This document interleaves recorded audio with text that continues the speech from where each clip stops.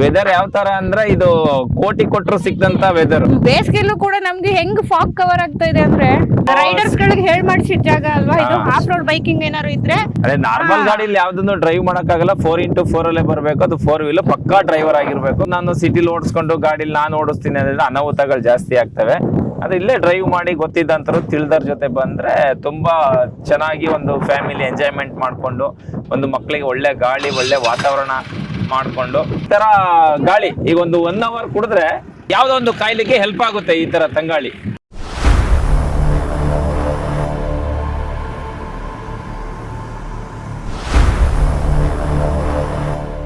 Hi friends, welcome back to my YouTube channel. ಕುಮಾರಳ್ಳಿಯಲ್ಲಿ ನನ್ನ 4ನೇ ದಿನಕ್ಕೆ ಸ್ವಾಗತ.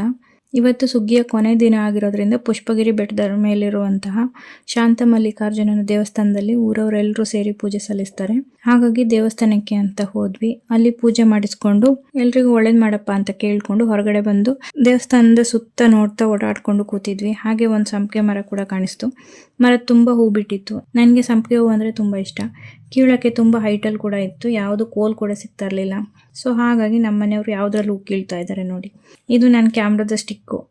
ಅಷ್ಟು ಕಾಸ್ಟ್ಲಿ ಕ್ಯಾಮ್ರಾದ ಸ್ಟಿಕ್ಕನ್ನು ಹೂ ಕೀಳಕ್ಕೆ ಅಂತ ಬಳಸ್ಕೊತಾ ಇದ್ದಾರೆ. ಆದ್ರೂ ಬಿಟ್ಟಿಲ್ಲ, ಒಂದಷ್ಟು ಹೂ ಕಿತ್ಕೊಟ್ರು.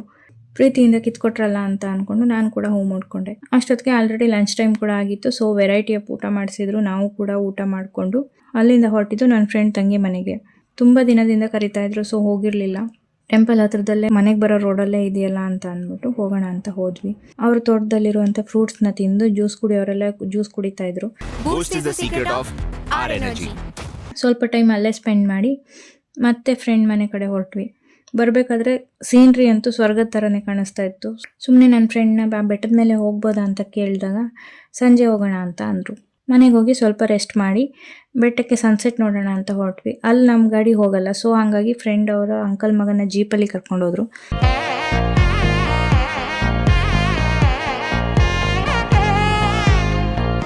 ಹೋಗ್ಬೇಕಾದ್ರೇನೋ ಫುಲ್ ಜೋಶಲ್ಲಿ ಹೋದ್ವಿ. ಆಮೇಲೆ ಅಂಕಲ್ ಮಗ ಇಲ್ಲಿ ನಿನ್ನೆ ಆನೆ ಬಂದಿದೆ ಅಂತ ಅಂದರು. ಅದನ್ನು ಕೇಳಿದ್ಮೇಲೆ ಭಯನೂ ಆಗ್ತಾ ಇತ್ತು. ಆದರೂ 7ರಿಂದ 8 ಕಿಲೋಮೀಟರ್ ಹೋದ್ಮೇಲೆ ಫೈನಲಿ ಬೆಟ್ಟ ರೀಚ್ ಆಗಿದ್ವಿ.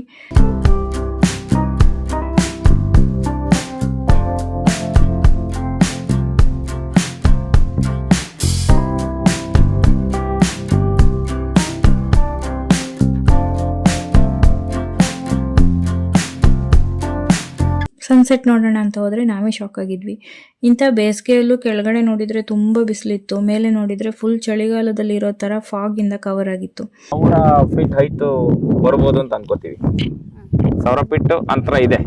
ಅಜ್ಜೆ ಇದೆ ನೋಡಿ. ವಾತಾವರಣನೇ ನೋಡಿ, ಅಲ್ಲಿ ಗಾಳಿಗೂ ಇಲ್ಲಿ ಗಾಳಿಗೂ ತಂಗಾಳಿ ತರನೇ ವೇರಿಯೇಷನ್ ಇದೆ. ಮಳೆಗಾಲದಲ್ಲಿ ಇಲ್ಲಿ ನಿಲ್ಲಂಗಿಲ್ಲ, ಕೂರಂಗಿಲ್ಲ. ಬಂದ ತಕ್ಷಣ ನೋಡ್ಬೇಕು, ಹೋಗ್ಬೇಕು, ಆತರ ವಾತಾವರಣ. ಚಳಿಗಾಲದಲ್ಲಿ ಅಷ್ಟೇನೆ ಕೊರಿಯೋ ಚಳಿ. ನಾವೆಲ್ಲೋ ಇವಾಗ ಹಿಮಾಲಯಕ್ಕೆ ಹೋದಂತ ಆತರ ಅಲ್ಲಿ ಹಿಮ ಇಲ್ಲ ಅಂದಿದ್ರು ಆ ತರ ಚಳಿ ಫೀಲ್ ಆಗುತ್ತೆ. ಬಟ್ ಗೊತ್ತಾಗ್ತಾ ಇದೆ ಇವಾಗ ಕೆಳಗಡೆ ನೋಡಿದ್ರೆ ನಮ್ಗೆ ಈಗ ನೋಡಿ, ನಾವು ಕೆಳಗಡೆಯಿಂದ ಬಂದಿದ್ದಕ್ಕೂ ಮೇಲಿಂದ ಬಂದಿದ್ದಕ್ಕೂ ಈ ವೆದರ್ ನೋಡಿ. ಹಿಂದ್ಗಡೆ ಸೈಲೆಂಟ್ ಆಗಿರಪ್ಪ. ವೆದರ್ ಯಾವ ತರ ಅಂದ್ರೆ ಇದು ಕೋಟಿ ಕೊಟ್ಟರು ಸಿಕ್ಕಂತ ವೆದರ್. ಅದೇ ಈ ಬೇಸಿಗೆಲ್ಲೂ ಕೂಡ ನಮ್ಗೆ ಹೆಂಗ್ ಫಾಗ್ ಕವರ್ ಆಗ್ತಾ ಇದೆ ಅಂದ್ರೆ ಇಲ್ಲಿ ನೋಡ್ತಾ ಇರಬಹುದು ನೀವೇ ಕೂಡ. ಬೇಸಿಗೆಲ್ಲ ಇವಾಗ ಆಗ ಮಳೆ ಬರುತ್ತೆ ಅನ್ನೋ ಫೀಲ್ ಆಗ್ತಾ ಇದೆ. ಅದೇ ವಿಂಟರ್ ಅಲ್ಲಿ ನಮ್ಗೆ ಫಾಗ್ ನೋಡಕ್ ಸಿಗುತ್ತಲ್ಲ, ಆ ತರ ಫಾಗ್ ಕವರ್ ಆಗಿದೆ ನಮ್ಗೆ.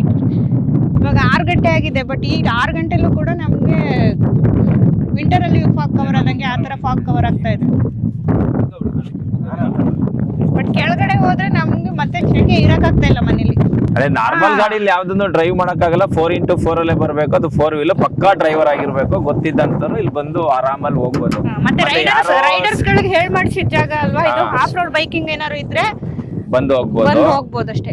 ಮತ್ತೆ ಇಲ್ಲೆಲ್ಲೋ ನಾನು ಸಿಟಿಲಿ ಓಡಿಸ್ಕೊಂಡು ಗಾಡಿಲಿ ನಾನು ಓಡಿಸ್ತೀನಿ ಅಂದ್ರೆ ಅನಾಹುತಗಳು ಜಾಸ್ತಿ ಆಗ್ತವೆ. ಅದು ಇಲ್ಲೇ ಡ್ರೈವ್ ಮಾಡಿ ಗೊತ್ತಿದ್ದಂತರು ತಿಳಿದರ ಜೊತೆ ಬಂದ್ರೆ ತುಂಬಾ ಚೆನ್ನಾಗಿ ಒಂದು ಫ್ಯಾಮಿಲಿ ಎಂಜಾಯ್ಮೆಂಟ್ ಮಾಡ್ಕೊಂಡು ಒಂದು ಮಕ್ಕಳಿಗೆ ಒಳ್ಳೆ ಗಾಳಿ ಒಳ್ಳೆ ವಾತಾವರಣ ಮಾಡ್ಕೊಂಡು ಹೋಗ್ಬೋದು. ನಾವೆಲ್ಲೋ ಹೋಗ್ತೀವಿ, ಎಲ್ಲೋ 1000 ರೂಪಾಯಿ ಲಕ್ಷಾಂತರ ರೂಪಾಯಿ ಕಳೆದ್ಬಿಟ್ಟು ಬರ್ತೀವಿ, ಯಾವ್ದೋ ಬಿಲ್ಡಿಂಗು ಕಾಂಪೌಂಡ್ ಎಲ್ಲ ನೋಡ್ಕೊಂಡು. ಇಲ್ಲಿ ಆ ತರ ಅಲ್ಲ, ಕಮ್ಮಿ ಬಜೆಟ್ ಅಲ್ಲಿ ಒಂದು ಆಯುರ್ವೇದಿಕ್ ತರ ಗಾಳಿ. ಈಗ ಒಂದು 1 ಅವರ್ ಕುಡಿದ್ರೆ, ಈಗ ಸೇವನೆ ಮಾಡಿದ್ರೆ ಗಾಳಿನ, ಅದೇ ಯಾವ್ದೋ ಒಂದು ಕಾಯಿಲೆಗೆ ಹೆಲ್ಪ್ ಆಗುತ್ತೆ ಈ ತರ ತಂಗಾಳಿ.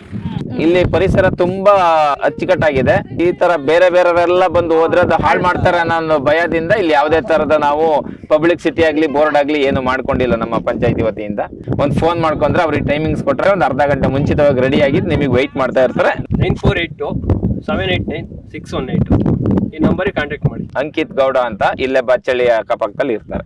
1 ಗಂಟೆ 2 ಗಂಟೆ ನಿಮ್ಮನ್ನ ಸೇಫ್ಟಿಯಾಗಿ ಕರ್ಕೊಂಡು ಬಂದು ಸೇಫ್ಟಿಯಾಗಿ ನಿಮ್ ಕಾರಿಂದ ಗಿರಂತ ಜಾಗಕ್ಕೆ ಕರ್ಕೊಂಡೋಗಿ ಬಿಡ್ತಾರೆ. ನಿಮ್ಗೆ ಯಾರಾದ್ರೂ ಬಂದು ಇಲ್ಲಿ ಬೆಟ್ಟಕ್ಕೆ ಬರ್ಬೇಕು ಅಂತ ಅನ್ನಂಗಿದ್ರೆ ಸೊ ಈ ನಂಬರ್ಗೆ ಕಾಂಟ್ಯಾಕ್ಟ್ ಮಾಡ್ಬೋದು.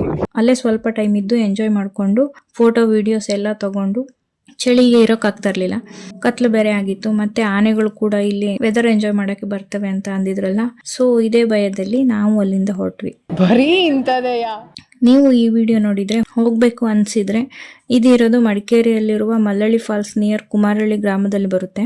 ಇದು ಮೇರನ್ಕೋಟೆ ಬೆಟ್ಟ ಅಂತ ಕರೀತಾರೆ. ಇದು ಒಂಥರ hidden place, no crowd, peaceful place. ನಿಮ್ಗೆ ಏನಾದ್ರೂ ಇಲ್ಲಿ ಹೋಗ್ಬೇಕು ಅನ್ಸಿದ್ರೆ ಲೋಕಲ್ ಅವರ ಸಹಾಯದಿಂದನೇ ಹೋಗಿ. ಇಲ್ಲಿ ನಾರ್ಮಲ್ ಗಾಡಿಲೆಲ್ಲ ಹೋಗೋಕ್ಕಾಗಲ್ಲ, ಆಫ್ ರೋಡ್ ಗಾಡಿ ಬೇಕು. ನಿಮ್ಗೆ ನೋಡಕ್ಕೆ ಇಂಟ್ರೆಸ್ಟ್ ಇದ್ರೆ ಲೋಕಲ್ ಅವರ ನಂಬರ್ ಹಾಕಿರ್ತೀನಿ, ಅವ್ರಿಗೆ ಅರ್ಧ ಗಂಟೆ ಮೊದಲು ಕಾಲ್ ಮಾಡಿದ್ರೆ ಕರ್ಕೊಂಡು ಹೋಗ್ತಾರೆ. ಒಬ್ಬೊಬ್ರೆ ಹೋಗೋ ರಿಸ್ಕ್ ಅಂತೂ ತಗೋಬೇಡಿ, ಆನೆಗಳು ಕೂಡ ಬರ್ತಾವಂತೆ. ಮತ್ತೆ ರೋಡ್ ಮಿಸ್ ಆದ್ರೆ ಹೆಲ್ಪ್ ಕೇಳೋಕ್ಕೂ ಕೂಡ ಯಾರು ಇರಲ್ಲ. ಮತ್ತೆ ವಿಸಿಟ್ ಮಾಡಿದ್ರೆ ದಯವಿಟ್ಟು ಕ್ಲೀನ್ನೆಸ್ ಮೇಂಟೈನ್ ಮಾಡಿ. It's my request. ಬೆಟ್ಟಕ್ಕೆ ಬಾಯಿ ಹೇಳಿ ಕೆಳಗಡೆ ಬಂದು ಅಂಕಲ್ ಮನೆಗೆ ಅಂತ ಬಂದ್ವಿ. ಟೀ ಮಾಡ್ಕೊಟ್ರು, ಟೀ ಕುಡ್ಕೊಂಡು ಕೂತಿದ್ವಿ. ಅಷ್ಟೊತ್ತಿಗೆ ಊಟಕ್ಕೆಲ್ಲ ರೆಡಿ ಮಾಡಿದ್ರು. ಕೂರ್ಗ್ ಸ್ಪೆಷಲ್ ಅಕ್ಕಿ ರೊಟ್ಟಿ, ಪೋರ್ಕ್ ಫ್ರೈ ಮಾಡಿದ್ರು. ಅಲ್ಲೇ ಊಟ ಮುಗಿಸ್ಕೊಂಡು ಮನೆಗೆ ಹೋಗಿ ಮಲಗಿ ನೆಕ್ಸ್ಟ್ ಡೇ ಮಾರ್ನಿಂಗ್ 5 ಗಂಟೆಗೆ ಎದ್ದು ಬೆಂಗಳೂರು ಕಡೆ ದಾರಿ ಹಿಡಿದ್ವಿ. ಫೈನಲಿ ಬೆಂಗಳೂರು ರೀಚ್ ಆಗೋಷ್ಟೊತ್ತಿಗೆ ಮಧ್ಯಾಹ್ನ 12:30 ಆಗಿತ್ತು. ಸೊ ಇದಾಗಿತ್ತು ನನ್ನ ಮಡಿಕೇರಿಯಲ್ಲಿ ಸುಗ್ಗಿ ಹಬ್ಬದ ವಿಡಿಯೋ. ನೀವಿನ್ನೂ ನನ್ನ ಚಾನಲ್ನ ಸಬ್ಸ್ಕ್ರೈಬ್ ಮಾಡ್ಕೊಂಡಿಲ್ಲ ಅಂದರೆ ಸಬ್ಸ್ಕ್ರೈಬ್ ಮಾಡ್ಕೊಳ್ಳಿ, ಸಪೋರ್ಟ್ ಮಾಡಿ. ನೆಕ್ಸ್ಟು ಹೊಸ ವಿಡಿಯೋ ಒಂದಿಗೆ ಮತ್ತೆ ಸಿಗೋಣ. Bye bye, take care.